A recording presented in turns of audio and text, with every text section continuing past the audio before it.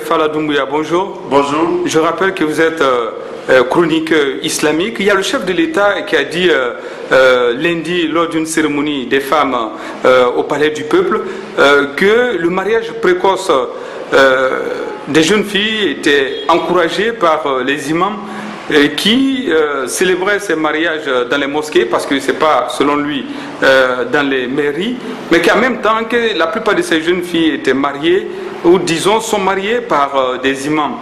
Quelle est votre réaction? Est-ce que vous avez constaté cela en tant qu'imam également? Je vous remercie très sincèrement de m'avoir donné cette opportunité pour pouvoir m'exprimer sur ce sujet. J'ai suivi le chef de l'État, il a parlé de deux problèmes qui m'ont un peu choqué. Je crois que ça a touché aussi tous les autres imams et tous les grands religieux d'ailleurs. Premièrement, il a parlé de mariage précoce que nous, on n'appelle pas mariage précoce. Parce qu'un mariage précoce, c'est un mariage qui s'effectue avant que la fille ait l'âge de la puberté. Le prophète que nous suivons s'est marié à une de ses femmes quand celle-ci n'avait que 12 ans seulement, la fille de Abba Siddiq, le premier calife. Donc ça, c'est un des compagnons du prophète Mohammed sallallahu alayhi wa sallam. C'est une jeune fille qu'il a épousée, et Aïcha n'avait que 12 ans seulement.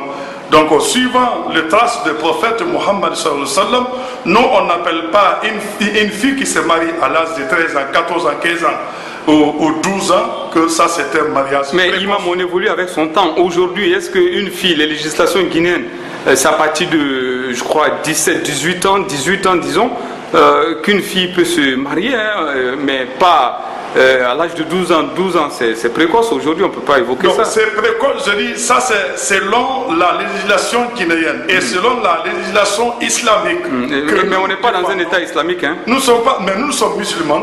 Nous défendons la cause de l'islam. Donc, chacun défend sa cause, chacun défend sa bibliothèque.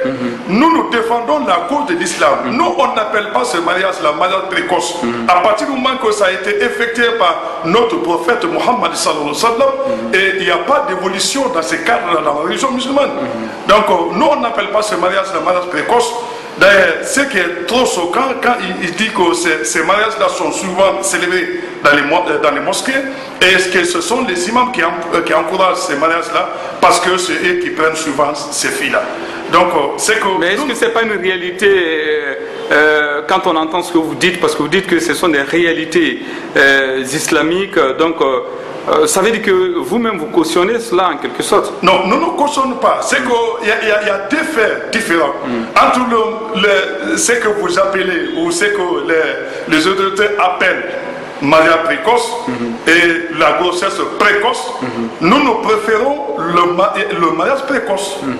Vous comprenez? Parce que c'est qu'il y a un autre flou. Mais marier une fille à 12 ans, est-ce qu'elle est biologiquement apte justement à faire un enfant? Il n'y a pas un homme plus scientifique que le prophète Mohammed sallallahu alayhi wa sallam. Il n'y a pas un homme plus biologiste que le prophète Mohammed sallallahu alayhi wa sallam. Parce que tout ce qu'il a dit à son temps sont prouvés aujourd'hui, ils sont acceptés par tous les grands scientifiques du monde. Donc, sur ce volet, vraiment, nous on n'appelle pas ça mariage précoce. Mais entre ce que vous dites mariage précoce et ce que nous appelons grossesse précoce, nous préférons le mariage que vous appelez mariage précoce à la place de grossesse précoce. Même si ça a 12 ans. Même si ça a 12 ans, nous c'est à 13 ans. Si ça peut mettre la fille à l'abri de la grossesse précoce, parce que ça c'est plus dangereux que le mariage précoce, il y a beaucoup de filles qui ont abandonné l'école, tout simplement parce qu'ils sont tombés enceintes à l'âge de 13 ans, 14 ans. Pour que l'État puisse mettre fin à ce qu'il appelle le mariage précoce, il faut qu'il réglemente la grossesse. Il faut que la justice accompagne les parents pour que si un jeune enceinte une fille à l'âge précoce, que vraiment que la justice intervienne, que la justice fasse son travail, que la justice fasse que c'est que l'Occident, si nous comparons à l'Occident par exemple, jusqu'à l'âge de 18 ans, c'est l'autorité qui veille sur la fille.